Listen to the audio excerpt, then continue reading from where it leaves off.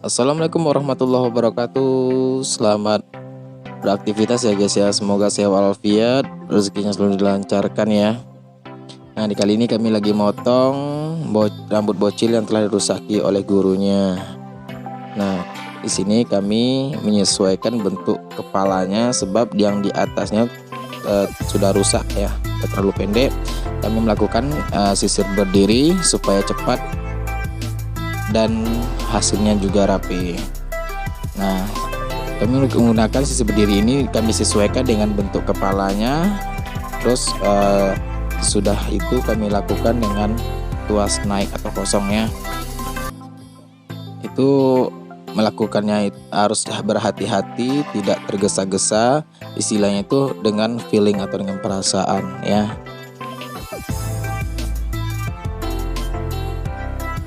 Ya, awal mulanya adik ini mau minta request yang seperti di foto gitu kan.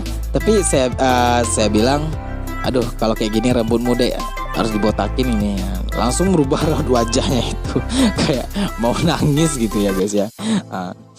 Selepas itu saya berpikir kan kalau rambut kayak gini dia minta tidak terlalu pendek.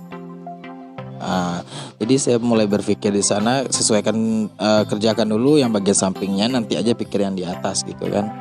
Selepas itu melakukan step by step sambil sambil menghibur adik itu supaya tidak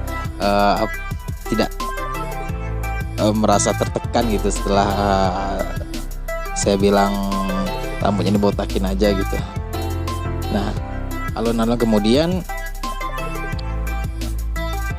dia di sana ada temannya yang rese juga ya, yang memanas-manasin suasana gitu, yang dikatakan ini botakin ya, awas lo dibotakin sama abang itu lo gitu. Nah, ini tampak bagian samping ya, harus disesuaikan dengan bentuk kepalanya. Kalau kita ambil bagian samping kiri kanan itu terlalu rendah, otomatis rambut atau kepala itu mengambang gitu, atau kelihatan besar ya. Dan juga banyak kemungkinannya rambutnya di atas itu kelihatan rusaknya, sebab rambut yang di atas itu sudah dirusakin oleh gurunya dengan gunting gitu. Ngambilnya itu sangat dalam, jadi kelihatan terlalu pendek. Nah, jadi di kali ini, nah ini bentuknya dari samping kanan. Ya cukup lumayan lumayan bisa lah, istilahnya itu cukup sangat ekonomis, dan juga waktunya kita tidak terlalu makan sangat banyak. Nah, kita juga saling menghargai untuk customer kita yang lagi ngantri. Nah, inilah gunanya dilakukan suatu tutorial ya. Kita berbagi pengalaman. Kalau ini sangat bermanfaat, silahkan diamalkan. Kalau tidak bermanfaat, silahkan di skip. Kami tidak memaksakan. Nah, ini saya melakukan hanya dengan 8 menit ya, 8 menitan mengukur seperti ini. Sebab yang paling ribetnya kalau bagi saya di atas, sebab dia terlalu dalam. Jadi saya bingung, tapi dibalik bingung itu saya sudah menguasai bentuknya seperti ini gitu. Cuma tergantung customer lagi. Kalau di atasnya terlalu kelihatan sangat pendek ya, namanya bocil ya kan. Kalau bocil, kalau rambutnya pendek, dia pasti tidak menerima, dia pasti tidak memahami gitu. Jadi kita harus pandai-pandai dengan customer kita yang seperti ini. Kalau tidak pandai-pandai, hancurlah kita. Dia itu nantinya bisa nangis, bisa apa gimana gitu. Jadi ya sangat, sorry agak batuk sedikit ya. Jadi nanti dia tuh sangat mengecewakan nanti gitu. Nah, bagian itunya yang jadi dibasahin dulu dengan air. Nah, kita potong dulu yang bagian pendeknya itu, kita ambil dulu yang agak sejajar, bukan yang sejajar ya, agak sejajar sedikit. Jadi bagaimana cara untuk bisa menutupi yang bekas dirusakin guru ini. Nah, bagian di atas sampai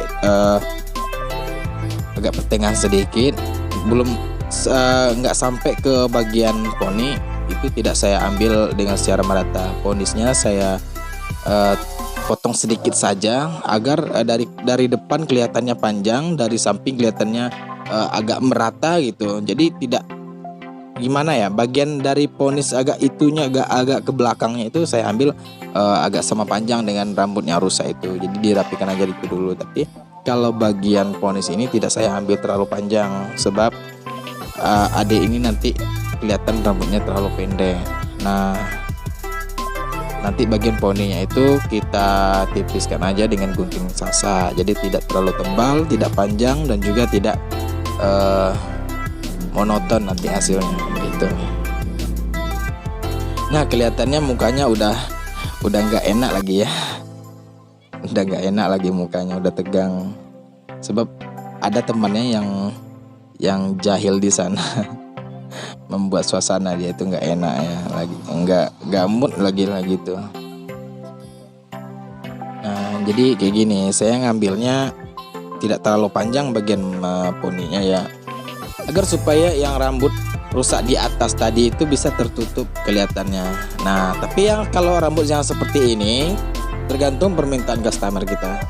Contoh kayak bocil ini, adik ini biasanya pakai pomade ya. Kalau rambut rusak dimanapun kita